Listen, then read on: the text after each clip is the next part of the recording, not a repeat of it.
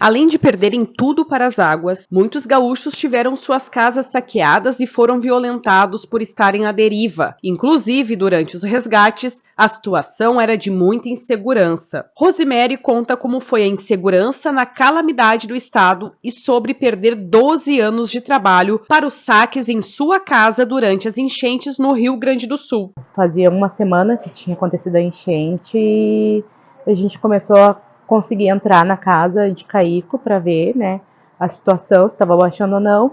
E numas 3, 4 vezes que a gente chegou lá e se deparou com a casa arrombada, né.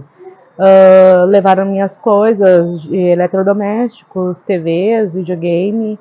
O que conseguiram, eles levaram. O que eu tinha salvo da parte de baixo para cima, eles levaram. Né. Foi bem triste, assim, bem desesperador, porque tu já tá numa situação, né, e aí tu se deparar com as tuas coisas que tu conseguiu salvar sem estar ali no lugar é muito triste, é muito triste. Eu e ele, a gente sempre trabalhou, conseguimos fazer a casa e fomos comprando tudo, né, com o tempo, mas faz anos que a gente trabalha de carteira assinada, né, e tudo, e a tendência era sempre melhorar, né, em questão do filho, né. Ele tinha o quarto dele, tinha TV, tinha um videogame, foi o primeiro lugar que levaram, né, as coisas dele. Para o CEO global da empresa Taurus, Salésio Nus, a segurança pessoal primeiro precisa ser desmistificada para que a população consiga se proteger em momentos e locais de difícil acesso, como na calamidade do estado. Primeiro, eu acho que a gente tem que desmistificar um pouco essa questão das armas, né?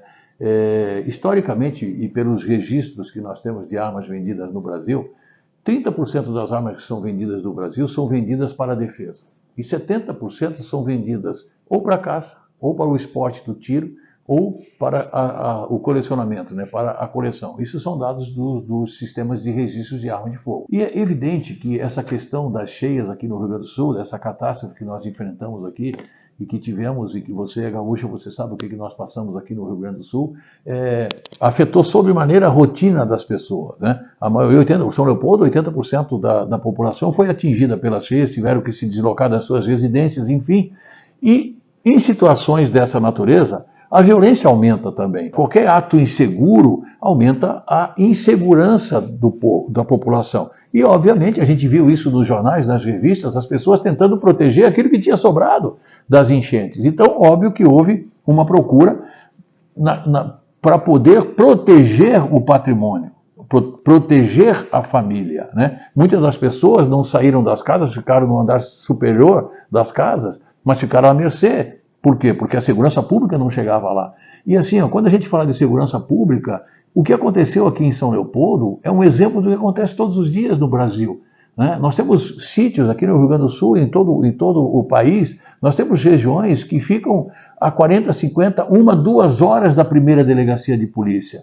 Então, uma pessoa dessa, ela tem que se proteger de alguma maneira. Foi o que a gente viu aqui nas enchentes. Rosemary conta que a administração pública não alcançou fazer a segurança das casas, devido à proporção e magnitude da tragédia. É bem complicado, né?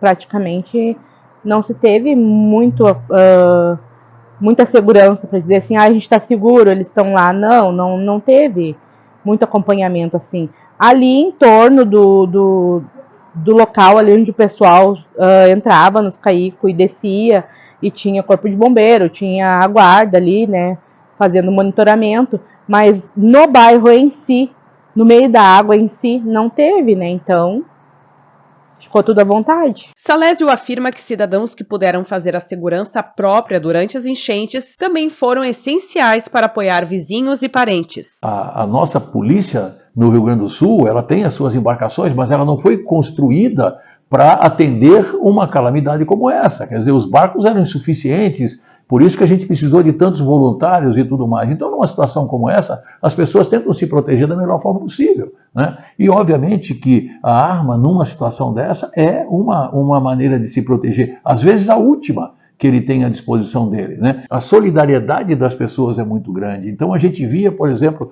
as pessoas que têm armas de fogo registradas legalmente nas suas residências, ajudando, ficando de plantão em prédios, em condomínios que você não tinha acesso porque os primeiros andares ficaram alagados, e elas faziam rodízios. O Rio Grande do Sul é o estado com o maior número de registros de armas por cidadão comum aqui no Brasil. Depois das enchentes e com a insegurança que a calamidade trouxe, as pessoas estão aderindo cada vez mais à compra de arma de fogo para segurança própria. Pedro Bertol, que é instrutor de armamento e tiro, explica que houve o aumento da aquisição de armas pela população gaúcha após as enchentes, mas que não é uma compra simples. Após as enchentes agora de maio, houve uma procura significativa, maior em relação à compra de armas, à posse, repor munição, enfim. Então, treinamento para a posse de arma também aumentou significativamente nesses pós-enchente. Na verdade, o que aconteceu a mais foram arrombamentos em casas, em residências. O policiamento existe, inclusive a Força Nacional está atuando aqui na região de maneira bem ostensiva, obviamente, mas mesmo assim as pessoas estão inseguras, porque se tem um policial próximo, obviamente não está o delinquente ali, e o policial não pode estar em todos os lugares ao mesmo tempo. Então essa procura aumentou muito em razão da insegurança causada pelas enchentes, pelas necessidades das pessoas em procurar a sobrevivência de todas as maneiras. O que acontece? Muitas pessoas não têm ideia de como funciona a compra de uma arma de fogo. Existe uma lei, que é a Lei 10.826, que é de 2003, que regulamenta isso. Existem decretos, portarias, e tudo é muito apertado e muito amarrado em relação à legislação. Hoje, uma pessoa para comprar uma arma de fogo, ela tem que ter os primeiros 5 pré-requisitos. Primeiro deles, ter 25 anos de idade ou mais. Segundo, estar trabalhando, comprovar isso.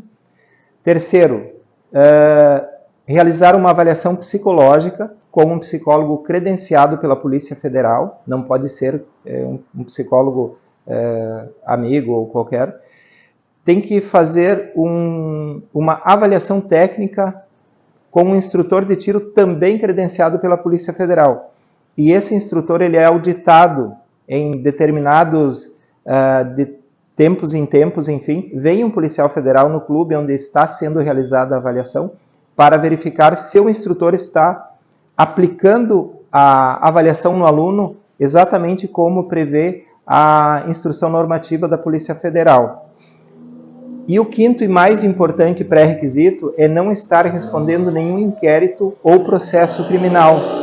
Então, esses são os principais, mas existem muitos outros que são analisados pela Polícia Federal. A compra de armas legalizadas no Brasil passa por um rigoroso controle. É necessário outros requisitos, além de ser aprovado em exames e testes. Pedro explica que não se pode comprar qualquer tipo de arma para posse ou porte. O interessado também não pode comprar qualquer arma. Existem calibres permitidos e restritos.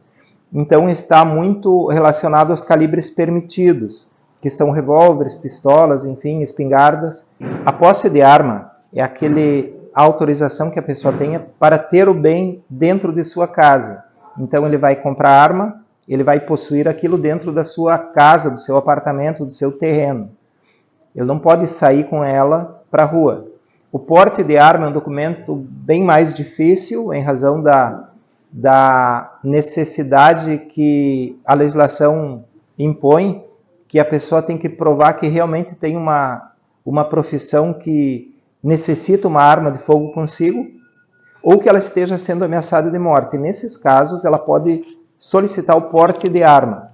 Se for deferido, esse documento ele autoriza o proprietário a andar com arma na cintura, enfim, consigo em locais, na maioria dos locais. Alguns, obviamente, que é restrito, é impeditivo, mas no dia a dia normal de uma pessoa ela pode andar com arma na cintura, por exemplo. Isso é o porte de arma, diferente da posse, que é somente para ter na residência. Aqui tem um alvo que ele é utilizado para o instrutor de tiro aferir o aluno. Então, o alvo humanoide, que ele tem que fazer uma determinada pontuação para posse de arma. Esse outro é o alvo colorido, que é o alvo que o instrutor utiliza para aferir o aluno em relação ao porte de arma, que é bem mais complicado. Ou seja, A pessoa que tem uma arma de fogo, ela realmente tem que saber atirar, principalmente o porte de arma tem que saber atirar muito bem, porque ela tem que fazer uma pontuação mínima, e tem tempo, tem todo um critério, então o interessado se prepara, treina, pratica, para depois marcar a avaliação de tiro. O Brasil, em geral, reconhece o direito do cidadão possuir uma arma de fogo. No entanto, para o CEO global da Taurus, Salésio, o combate à desinformação sobre o tema é um passo importante. Assim, a arma de fogo ela tem umas características, tem os prós e os contras. E nós temos que esclarecer isso para a população. Imagina agora aqui nessa catástrofe que houve no Rio Grande do Sul, quantas famílias foram protegidas de estupro, inclusive, ou de algo mal, um mal até maior. Por quê? Porque algum vizinho ou alguém naquela rua ou naquele condomínio tinha uma arma de fogo legal.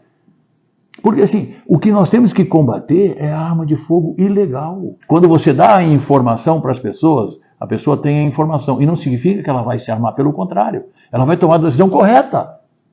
Agora, o que a gente não pode é não dar a opção. No Brasil, não é proibido a venda de arma de fogo. Portanto, nós não podemos impedir as pessoas de exercer o direito que ela tem. Questionada sobre ter acesso à segurança pessoal armada, Rosemary afirma que, diante da experiência que teve, é uma opção a ser pensada com responsabilidade. Seria muito essencial. Eu adaptaria um momento um curso, né, para ficar bem segura da máquina ali que eu iria usar, e eu concordo plenamente que toda mulher tem que se proteger de certa forma, né? Porque a gente fica muito vulnerável nesses momentos assim, e em qualquer situação, né, para se defender.